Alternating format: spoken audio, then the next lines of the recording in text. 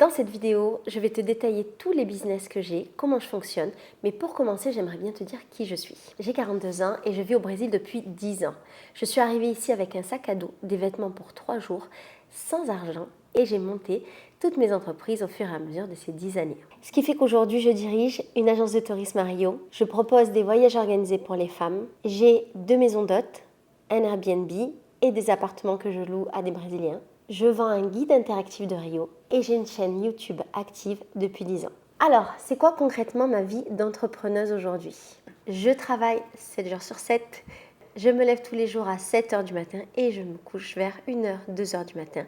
Je travaille énormément, je travaille de chez moi et ma maison est ma maison d'hôte principale. Je propose des vidéos tous les jours sur ma chaîne YouTube et je vends un guide qui est mis à jour toutes les semaines.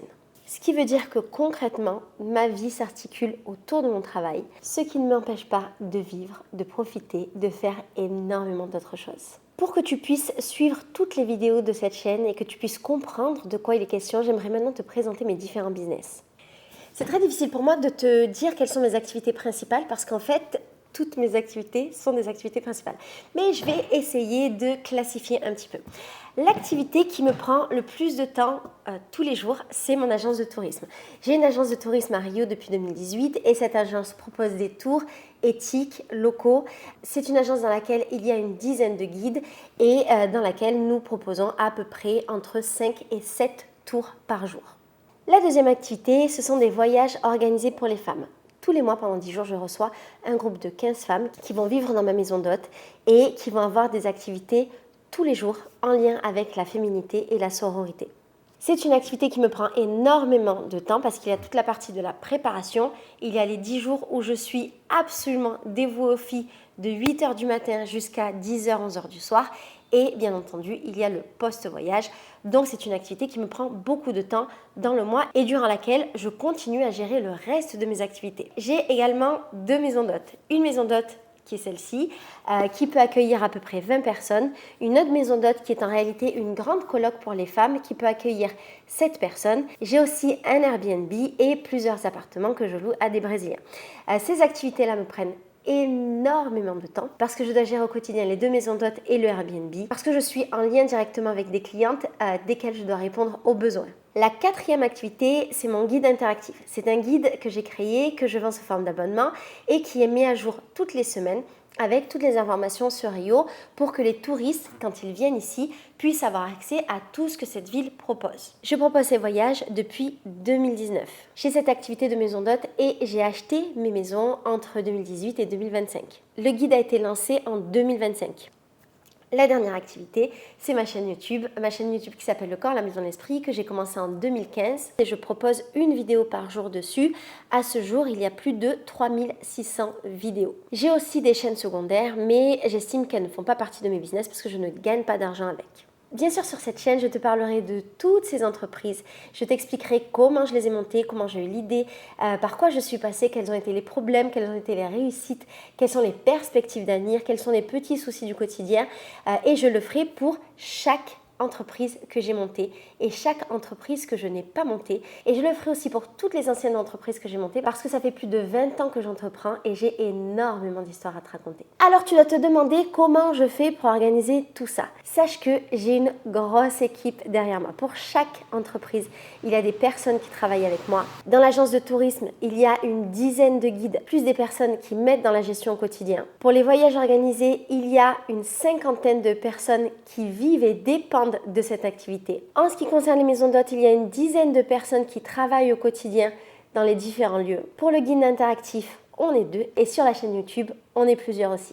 J'ai tendance à travailler avec des personnes que j'aime, je travaille avec ma famille, je travaille avec mes amis et c'est mon moteur au quotidien pour travailler. Je promeus un capitalisme éthique et même si je sais que c'est très dur d'imaginer ce que peut être un capitalisme éthique, je t'ai fait une vidéo qui t'explique tout et que tu peux retrouver dans la barre d'infos. Même s'il y a énormément de gens qui travaillent avec moi, le problème que je rencontre au quotidien, c'est que j'ai beaucoup de mal à déléguer, que j'ai beaucoup de mal à lâcher le contrôle de ce que je fais, mais c'est quelque chose sur lequel je travaille.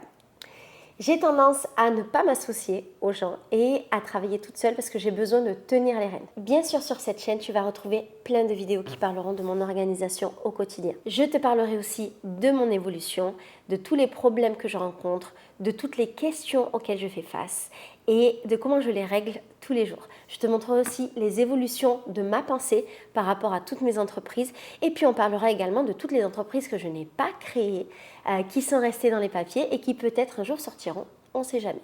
Tu vois, si j'ai créé cette chaîne, c'est parce que j'ai tout fait toute seule. Ça fait 20 ans que j'entreprends seule, je m'entoure de personne, mais j'ai un peu ce truc, tu vois, de la solitude du dirigeant. Je ne sais pas si tu connais le concept, mais c'est le fait que quand on dirige, même si on a des gens autour de nous, des gens qui nous aident, même si on a des collaborateurs, au final, on est seul à prendre les décisions, on est seul à en assumer les responsabilités et les hiérarchies font que, malgré tout, on se retrouve toujours un petit peu en décalage avec les gens avec lesquels on travaille. Cette chaîne, c'est un peu un moyen pour moi déjà de créer ce lien avec toi et avec vous et aussi peut-être de vous permettre d'avoir les conseils que moi j'ai pas eu, d'avoir l'expérience que moi j'ai pas eu. Ça a été difficile pour moi de monter la chaîne parce que j'ai tout le temps un sentiment d'illégitimité.